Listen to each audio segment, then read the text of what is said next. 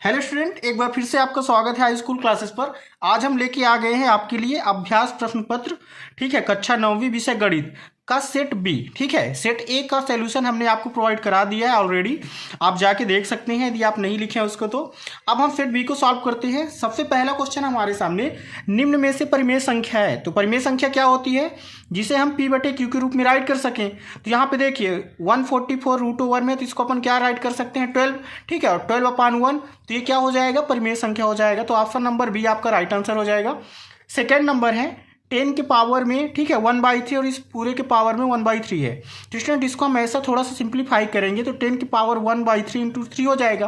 3 से 3 cancel out हो जाएगा, 10 हमारा आंसर आ जाएगा। ठीक है, तो करेक्ट आंसर क्या हो जाएगा? बी। 10 पे हमें क्या कर देना है? टिक कर देना है। अगला क्वेश्चन हमारे पास, निम्नलिखित में कौन सा बहुपद नहीं है? तो स्टूडेंट बहुपद न होने की कंडीशन क्या होती है कि वेरिएबल का जो पावर है माइनस नहीं होना चाहिए। यहाँ पे हम यक्स को ऊपर ले जाएंगे न्यूमरेटर में तो माइनस हो जाएगा, जिस वजह से ऑप्शन नंबर बी भी क्या हो जाएगा? यही क्या हो जाएगा? बहुपद नहीं है। मूव करते हैं अगले क्वेश्चन पे। अगला क्वेश्चन है, यदि a plus B plus C की वैल्यू 0 है, ठीक है, तो a cube plus B cube plus C cube की वैल्यू क्या हो जाएगी? ये हो जाती है स्टूडेंट 3ab। क्या हो जाती है? 3abc। अगला क्वेश्चन है, √3 का दशमलव प्रसार कैसा होगा?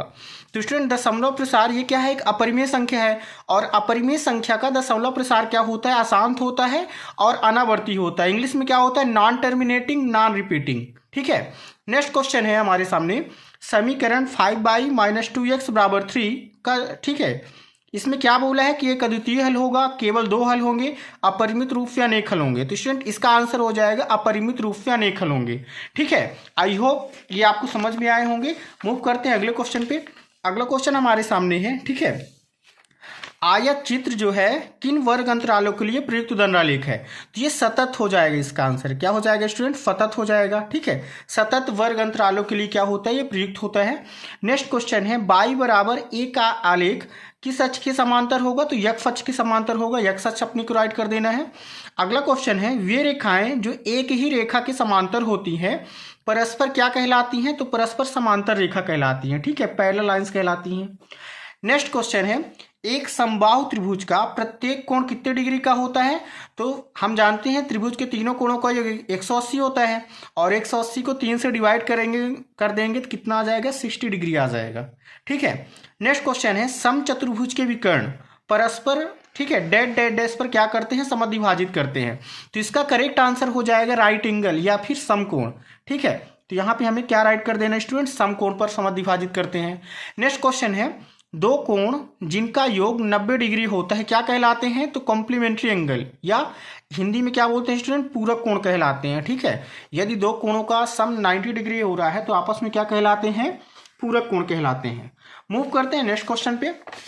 नेक्स्ट क्वेश्चन हमारे सामने आ चुका है। ठीक है, क्या लिखा हुआ है? x = 0 बाई h का समीकरण है। ठीक है, देखिए क्या लिखा हुआ है, x = 0। मान लीजिए हमने यहाँ पे आप क्वाड्रेंट बनाया और कोई पॉइंट ले लिया 0 और 3। ठीक है, x की वैल्यू हमें क्या लेनी है? 0 लेनी है।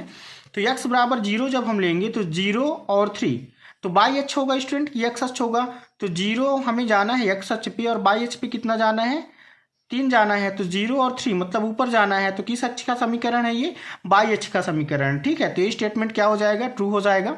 नेक्स्ट क्वेश्चन है, बारंबारता बहुभुज समान प्रकृति के दो एक समान आंकड़ों की तुलना में अधिक उपयोगी आलेख होता है। स्टूडेंट ये भी क्या हो जाएगा? सत्य हो जाएगा। ये भी क्या है? अधिक उपयोगी होता है।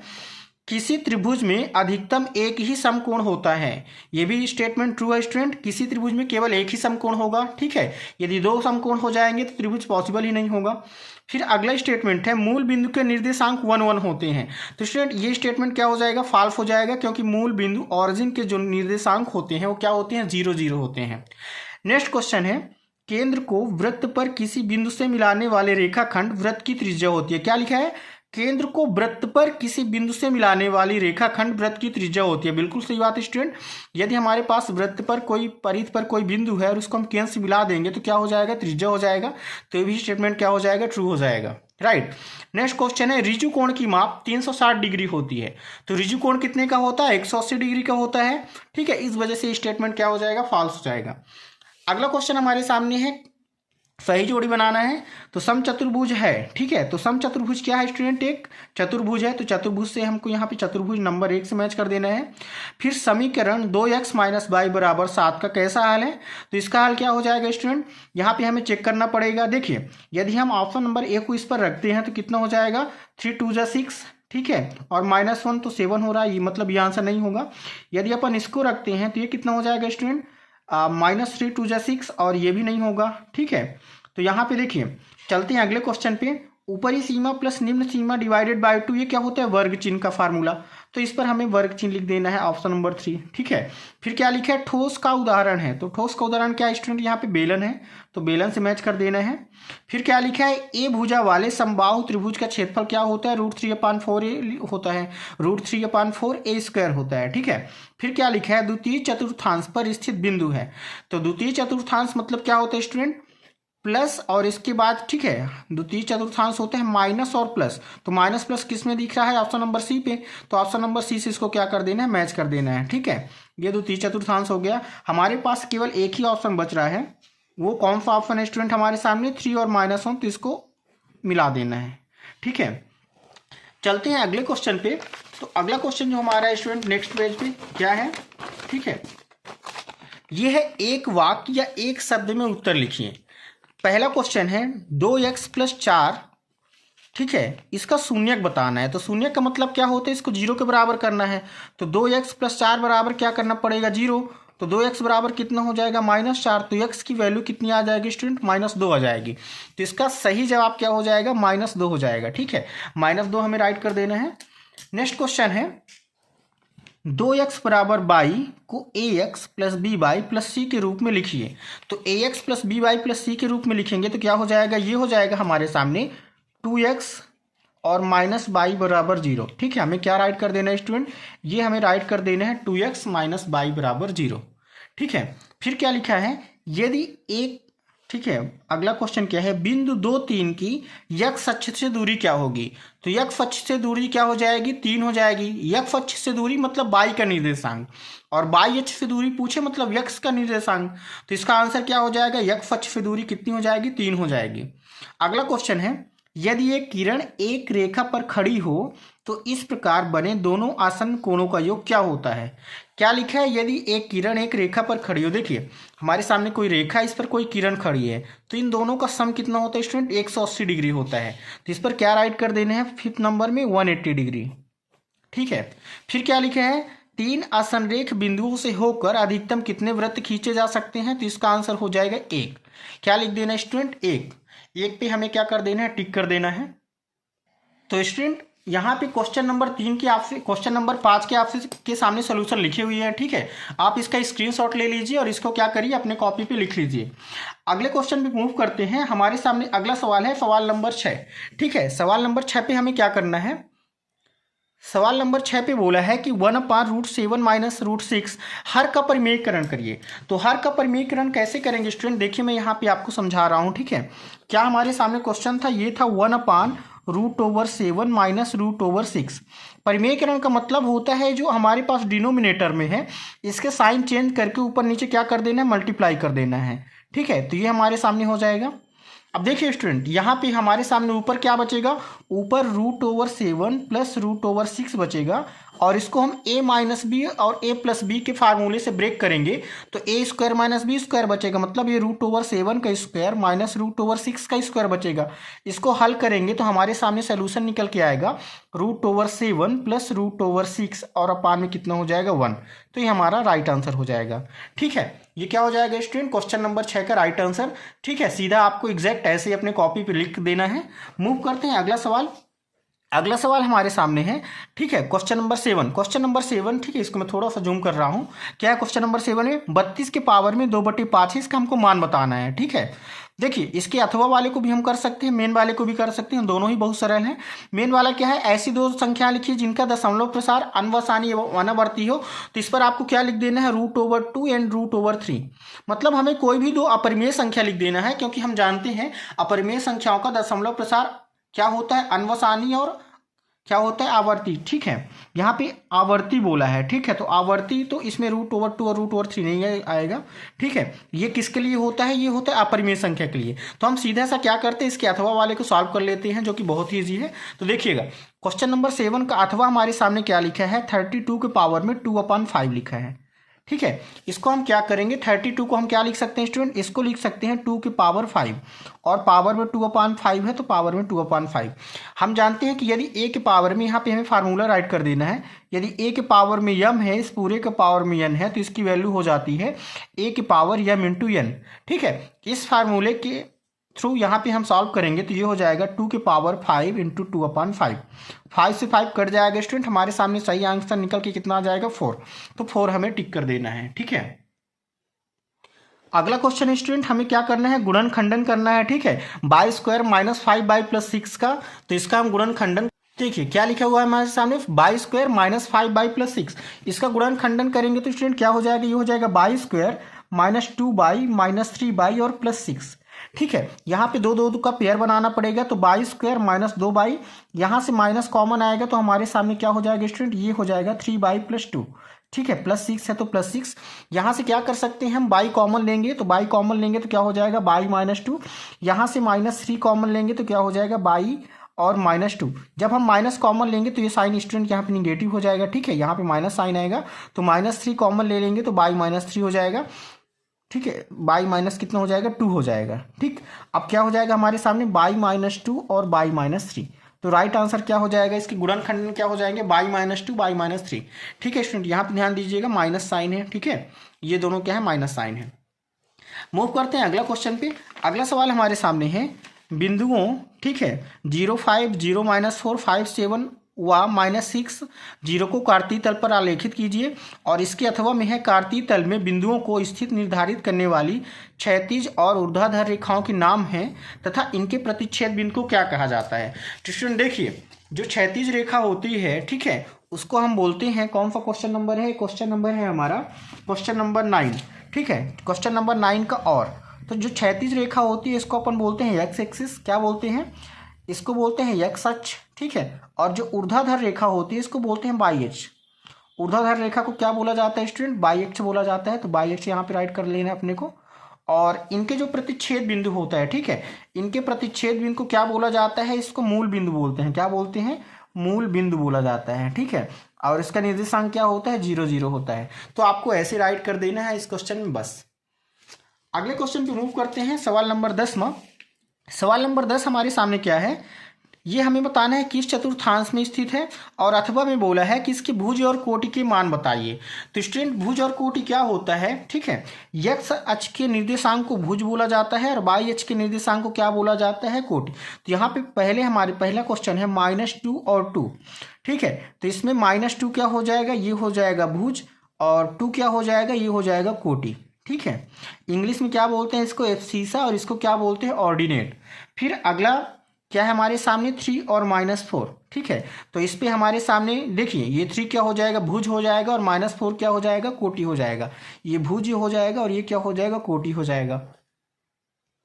सो स्टूडेंट अगला क्वेश्चन है क्वेश्चन नंबर 11। ठीक है, इसके हम अथवा को हल कर रहे हैं। क्या है, समीकरण 4x + 3y = 12 की कोई दो हल लिखिए। तो कोई दो हल स्टूडेंट, पहले हम इसको क्या करेंगे, हमारे सामने क्या समीकरण है, ये है 4x + 3y = 12। ठीक है, इससे हम या तो x का मान निकालेंगे या तो y का मान निकालेंगे। तो ये हो जाएगा 3y = हमारे पास हो जाएगा 12 - 4x। ठीक है, तो y की वैल्यू कितनी हो जाएगी, ये हो जाएगी 12 - 4x, और अपान में कितना हो जाएगा, 3 हो जाएगा। अब देखिए, हमें कोई दो हल बताना था, तो एक बार हम क्या करेंगे, x की वैल्यू कुछ अपने से लेट करते हैं। यहाँ पे x की वैल्यू हम फॉर सपोज क्या लेट करते हैं, यहाँ पे 1 लेट करते हैं। ठीक है, x = 1 रखेंगे तो y की वैल्यू क्या मिलेगी हमें, ये मिल जाएगी हमारे पास 12 - 4, ठीक है, अपान में 3। तो ये कितना हो जाएगा स्टूडेंट, 8/3 हो जाएगा। ठीक है, तो पहला सोल्यूशन क्या हो जाएगा, 1 and 8/3। और सेकंड क्या हो जाएगा स्टूडेंट, यदि हम यहाँ पे x की वैल्यू 2 मेजर करें, क्या करें 2, तो क्या हो जाएगा, ये y का मान हो जाएगा 12 - 4 2 = 8 और डिवाइडेड बाई 3। तो 12 में माइनस करेंगे तो हो जाएगा स्टूडेंट 4 और ये हो जाएगा 3। तो यदि हम x की वैल्यू 2 मानते हैं तो y की वैल्यू कितना निकल के आएगी, ये आप आएगी 4/3। तो हमें कोई दो हल बताने थे, तो पहला हल हो जाएगा 1 and 8/3 और सेकंड हो जाएगा 2 and 4/3। मूव करते हैं अगले क्वेश्चन पे। अगला क्वेश्चन हमारे सामने क्या है, एक नोटबुक की कीमत एक कलम की कीमत से दोगुनी है। इस कथन को निरूपित करने के लिए दो चरों वाले एक रैखिक समीकरण लिखिए। ठीक है, क्या लिखा है कि नोटबुक की कीमत एक कलम की कीमत से दोगुनी है। ठीक है, तो हम नोटबुक की कीमत को क्या मान लेते हैं, y, और कलम की कीमत को क्या मान लेते हैं, x। तो इक्वेशन क्या बनेगा, ये बनेगा y = 2x। ठीक है, क्या बनेगा स्टूडेंट, y = 2x। इसको रैखिक समीकरण के रूप में लिखेंगे तो ये क्या हो जाएगा, y - 2x = 0। ठीक है, ये हमें राइट कर देना है। कौन सा क्वेश्चन नंबर था, एक सवाल नंबर 12 था, तो क्वेश्चन नंबर 12 का सोल्यूशन ये हो जाएगा। अगला क्वेश्चन हमारे सामने है स्टूडेंट। अगला क्वेश्चन क्या लिखा हुआ है, देखिए, के किस मान के लिए x = 2 y = 1 के लिए समीकरण के का हल है। ये एक लाइन का है छोटा सा, इसको भी हम सॉल्व किए दे रहे हैं यहाँ पे। ठीक है, क्या लिखा हुआ है स्टूडेंट, सवाल क्या है हमारे सामने, ये है 2x + 3y = k। क्या करना है, x और y का मान कितना रखना है, x के प्लेस में 2, तो यहाँ पे 2 × 2 = 4 और +3 y के प्लेस में कितना रखना है 1 बराबर क्या हो जाएगा k। ठीक है, तो ये हो जाएगा 2 × 2 = 4 +3 7। तो k की वैल्यू कितनी हो जाएगी स्टूडेंट, 7। तो k की वैल्यू हमें क्या मिल गई, 7 मिल गई।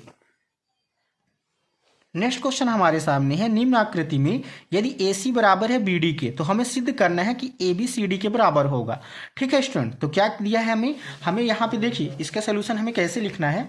हमें यहाँ पे स्टूडेंट गिवन है, क्या गिवन है, हमें गिवन है क्वेश्चन में कि जो AC की वैल्यू है BD के बराबर है। AC किसके बराबर है, BD के बराबर है। ठीक, AC किसके बराबर है, BD के। हम क्या करेंगे, देखिए ये जो AC है किसके बराबर है, BD के। हम दोनों तरफ BC घटा देंगे, क्या लिखेंगे, दोनों ओर BC घटाने पर। ठीक है, यहाँ पे आपको लिखना है दोनों ओर BC क्या करना है, घटाने पर। ठीक है स्टूडेंट, यदि आपको सिस्टमेटिक लिखना है तो ये लिखना ही पड़ेगा। ठीक है, तभी आपको पूरे नंबर मिलेंगे। तो दोनों ओर BC घटाने पर तो ये हो जाएगा AC - BC और इधर भी क्या हो जाएगा, BD - BC।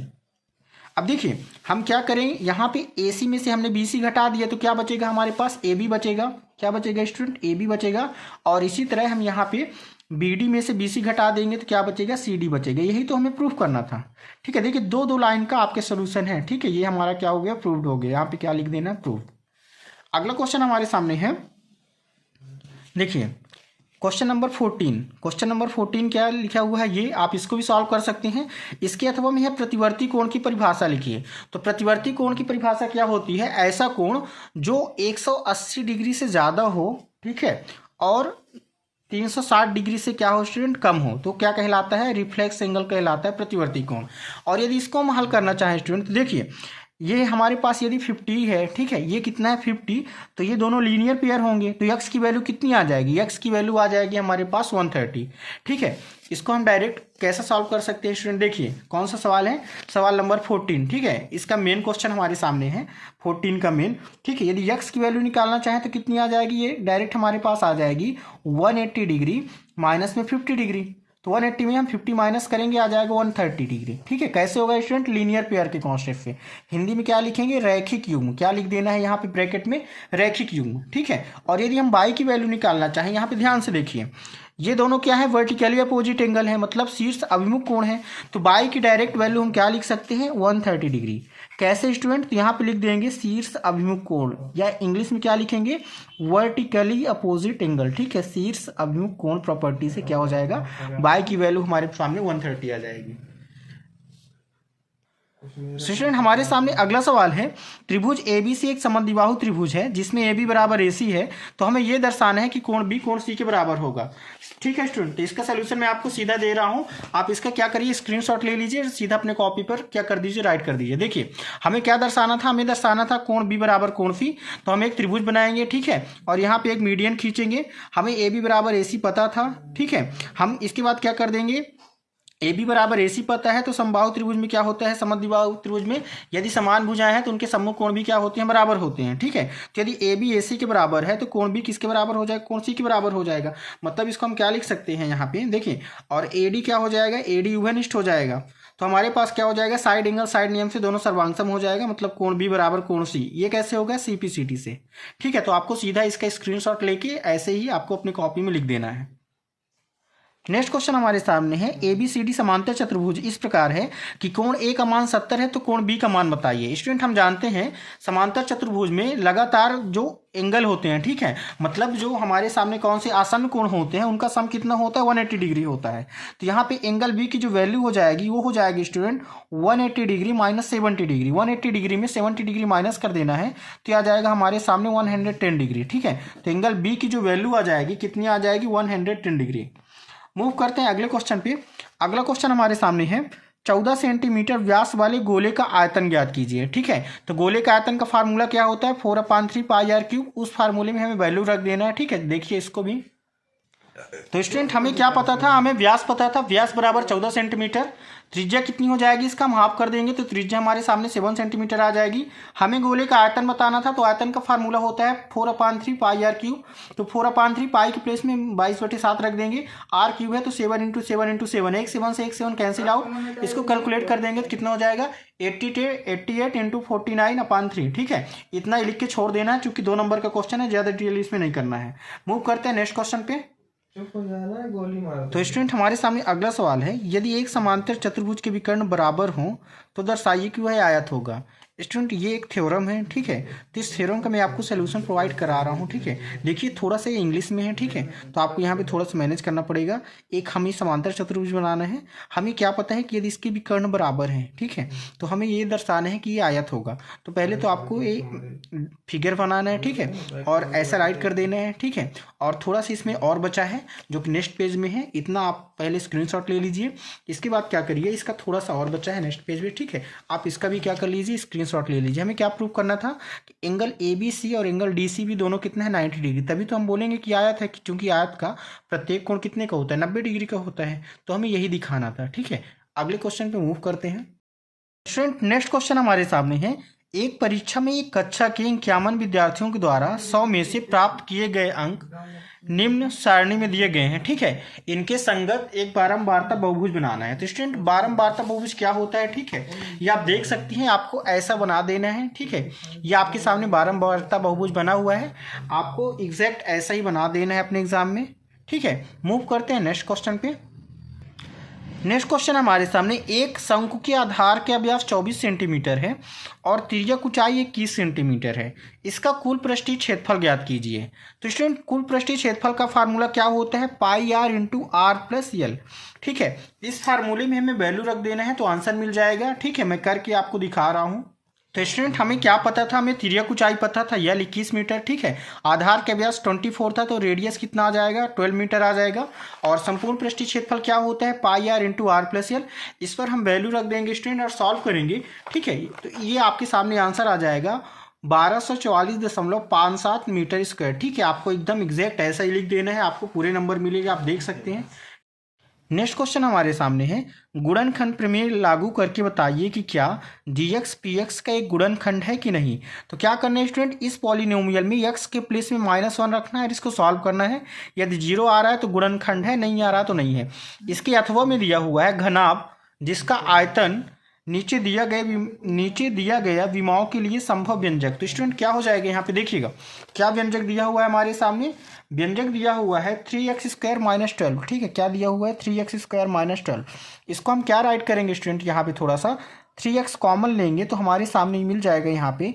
ठीक है, 3x हम यदि कॉमन लेंगे तो यहाँ पे हमारे सामने मिल जाएगा x - 4। ठीक है, क्या मिल जाएगा, x - 4 मिल जाएगा। और इसको हम क्या लिख सकते हैं, इसको लिख सकते हैं हम 3 × x और x - 4। ठीक है, अब देखिए हम जानते हैं घनाभ का आयतन क्या होता है, LBH। तो यहाँ पे हम लिख सकते हैं L का मान मिल जाएगा हमारे पास 3 और B का मान मिल जाएगा x और H का मान कितना हो जाएगा स्टूडेंट, x - 4। ये आपको ऐसे राइट कर देना है। ठीक है, क्या लिख देना है, LBH का मान लिख देना है बस। अगला सवाल है, सिद्ध कीजिए कि एक वृत्त के केंद्र से जीवा को समद्विभाजित करने के लिए खींची गई रेखा जीवा पर लंब होती है। ठीक है, क्या दिया गया है कि समद्विभाजित करने के लिए खींची गई रेखा जीवा पर लंब होती है, ये हमें प्रूफ करना है। तो स्टूडेंट नेक्स्ट क्वेश्चन में हमें क्या लिखना है, ठीक है, आपके सामने ये सॉल्यूशन लिखा हुआ है, आप सेम इसका स्क्रीनशॉट ले लीजिए, ठीक है, और ऐसा ही आपको राइट कर देना है, ठीक है। यहाँ पे कुछ चीज़ें इंग्लिश में है, तो आपको यहाँ पे देखिए, यहाँ पे क्या लिखा है, रेडी ऑफ सेम सर्किल, तो यहाँ पे आपको लिख लेना है एक ही वृत्त की त्रिज्या, M is mid point of P Q, तो यहाँ पे आपको लिख लेना है कि यम जो है पी क्यू का मध्य बिंदु है, और लीनियर पेयर की जगह में आपको रेखीय क्यूब लिख लेना है, ठीक है। बाकी ए टू जेड आपको ऐसे ही लिख देना है, आपको पूरे नंबर मिलने हैं, ठीक है। तो आप इसका स्क्रीनशॉट ले लीजिए और ऐसा ही अपने कॉपी पे लिख दीजिए। तो अगला सवाल हमारे सामने है, एक त्रिभुज की भुजाओं का अनुपात 12, 17, 25 है, उसका परिमाप 540 सेंटीमीटर है, इस त्रिभुज का क्षेत्रफल ज्ञात कीजिए। तो इस सवाल को हमें क्या करना है स्टूडेंट, हीरोन्स फार्मूले के थ्रू सॉल्व करना है। तो कैसे सॉल्व करना है, सबसे पहले हम एज्यूम कर लेंगे, माना पहली साइड 12x, ठीक है, और दूसरी साइड 17x, तीसरी साइड कितनी है 25x। क्यों, क्योंकि इनका रेशियो हमारे पास था 12, 17 और 25, ठीक है। अब हम जानते हैं त्रिभुज का परिमाप क्वेश्चन में दिया है, तो 12x plus 17x plus 25x बराबर 540 हो जाएगा। तो x का मान निकल के आ जाएगा हमारे पास कितना, 10। अब जब x का मान 10 हो गया तो पहली भुजा कितनी हो जाएगी, 12 गुणे 10 मतलब 120, दूसरी भुजा 17 गुणे 10 मतलब 170, और तीसरी भुजा हो जाएगी 250, ठीक है। अब हम जानते हैं हीरोन्स फार्मूले के थ्रू त्रिभुज का क्षेत्रफल क्या होता है, ये होता है स्टूडेंट, पहले तो हम यस निकालेंगे, तो यस का मान होता है a plus B plus C by 2, तो यस का मान कितना आ जाएगा, 270 आ जाएगा, ठीक है। अब क्षेत्रफल का फार्मूला होता है √ s into s minus a into s minus b into s minus c. इस फार्मूले में हम सारी वैल्यू रख देंगे स्टूडेंट, ठीक है। ये सारी वैल्यूज हमने यहाँ पे पुट कर दिया और इसको हम कैलकुलेट करेंगे तो फाइनली हमारे पास सोल्यूशन कितना निकल के आ जाएगा, ये आ जाएगा 9000 सेंटीमीटर स्क्वायर। तो इस त्रिभुज का क्षेत्रफल कितना हो जाएगा, ये हो जाएगा 9000 सेंटीमीटर स्क्वायर।